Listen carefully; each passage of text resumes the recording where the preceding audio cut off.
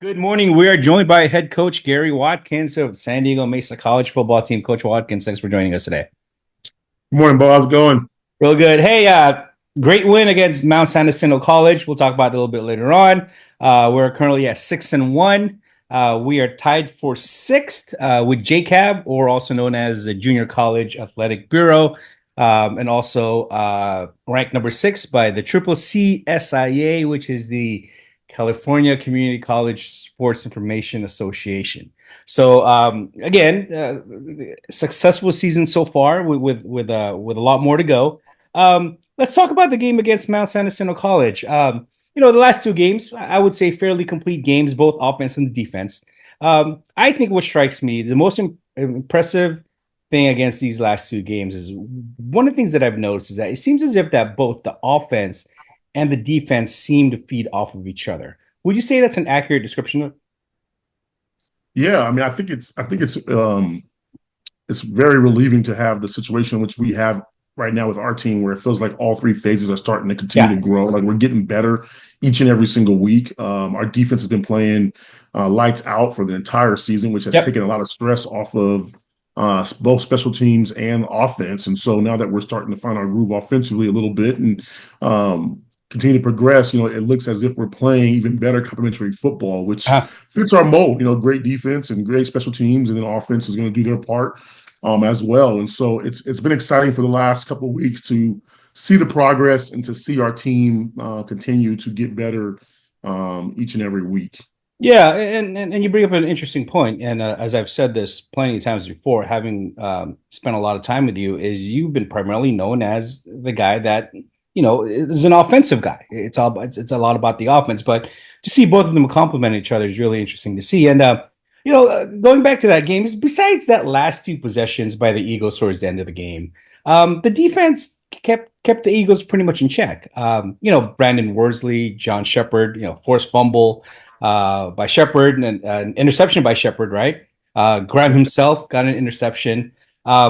Cohesively, this team seems to be playing together. And you mentioned they're firing on all cylinders.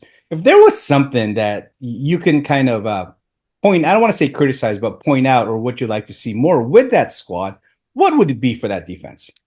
I think it would be me nitpicking for one, but Yeah. as a head coach, I get to do that, so I Yeah. don't mind the It's a good question. thing you're nitpicking, right? Yeah, I get to nitpick, right? Yeah. I would love to see more turnovers created. I mean, Yeah. I can never have enough turnovers. We can never have enough turnovers. One of the things interesting you mentioned that I learned during my time with the Michigan Panthers in the UFL.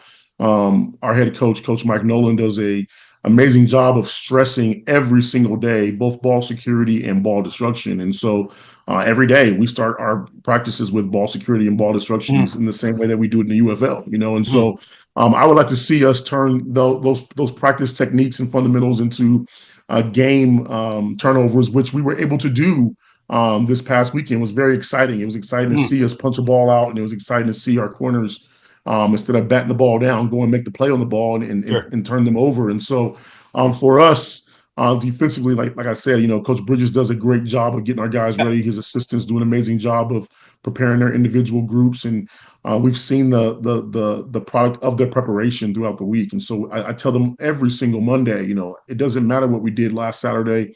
We have to go out there and earn it this upcoming Saturday, and so just keeping them humble and keeping them hungry, understanding that at any given week, if you're not on your P's and Q's, it could possibly Yeah. not go your way. And so I'm just preaching and striving to our guys that each and every Saturday we have to go out there and get it.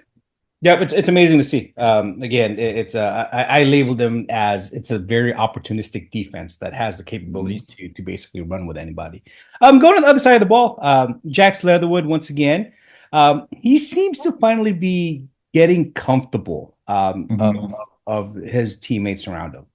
First couple of games you can kind of tell he's trying to figure it out, but over the last couple of weeks, this past weekend surpasses previous season high of 242 that he passed for against Golden West this past week, 255 yards with 4 touchdowns. What do you think? Obviously, as more games you play, the more comfortable you get. What other elements do you think has led to his numbers continuing to improve?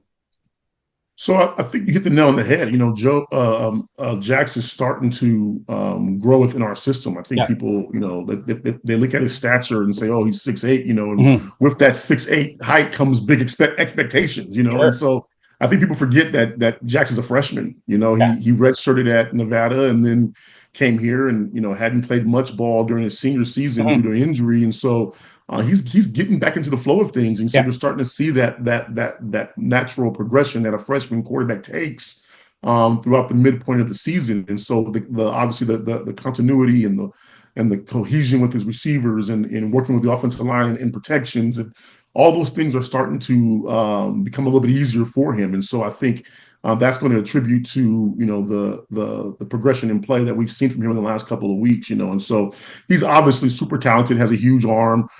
He's actually sneaky athletic for a player his size, as we saw last week with this 30-yard run, and so like he has the tools, and I think, like you said, just him getting more familiar with his teammates, getting more familiar with me as a play caller, right? Getting more Hmm. familiar with our system, understanding what it is I'm thinking when I'm sending that play in. I'm starting Sure. to feel like we're starting to find that wavelength together, which is always good for OC and a quarterback to have, and so hopefully he continues to grow and continues to progress. And obviously, we want to peak at the right point in the season. Absolutely. And also another person to bring up, he's obviously found someone that he's comfortable with that complements him per se is Jaleel Tucker, 138 yards and 3 touchdowns. What can you say about these two that at times seems these guys together seem to be unstoppable? Yeah, Jalil Tucker is a phenomenal athlete out of Lincoln High Mhm. School.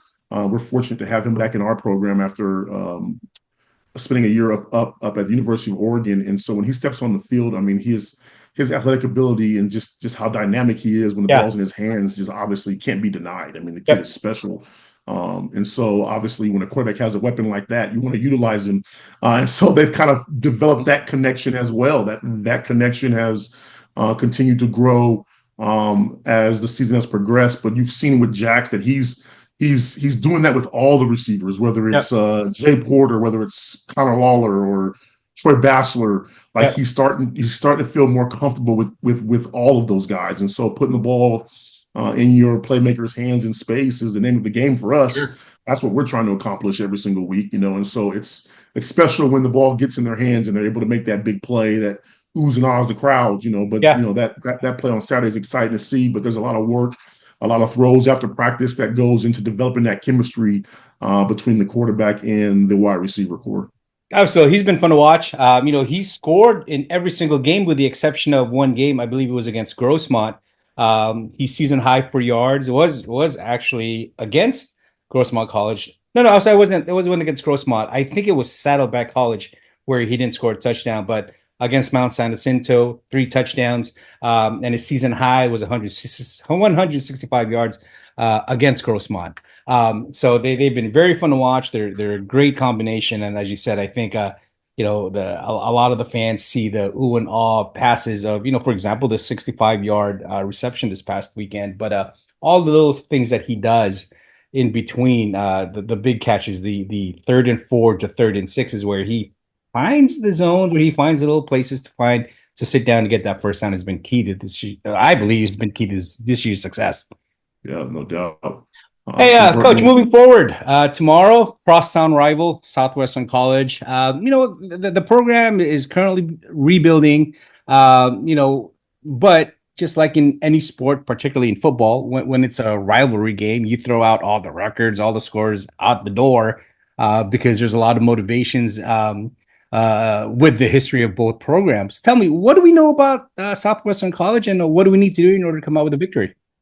Yeah, so for us, we need to make sure that we're taking care of the football, make sure we're taking the football away, playing Olympian football, playing to our standard of performance, doing the things that we try to do each and every single week. You are correct. This is a crosstown rivalry game. It's huge for recruiting purposes. We're going to have over 80 high school guys in attendance, watching how we operate on a Saturday and how we play. Hopefully, feeling the exciting energy, electric energy that happens on Mount Olympus on Saturday evenings. Mm-hmm. Coach Rodriguez has taken over that program, and one thing I've noticed about them is week in and week out, they're getting a little bit better. Every single week, they're getting Yeah. better, and so we're not looking past them by any means. We're excited to compete against them. Obviously our players know each other, our coaches know each other, and so Sure. anytime you guys can get together and two teams can get together and play a game like this, it's an exciting Saturday evening. And so we look forward to competing with the Jaguars tomorrow night at 6 p.m. on Mount Olympus. Awesome. Well, Coach, I appreciate your time. I know you probably have a lot of things to check off on your list before the game tomorrow. So No let's go out doubt. and get them tomorrow.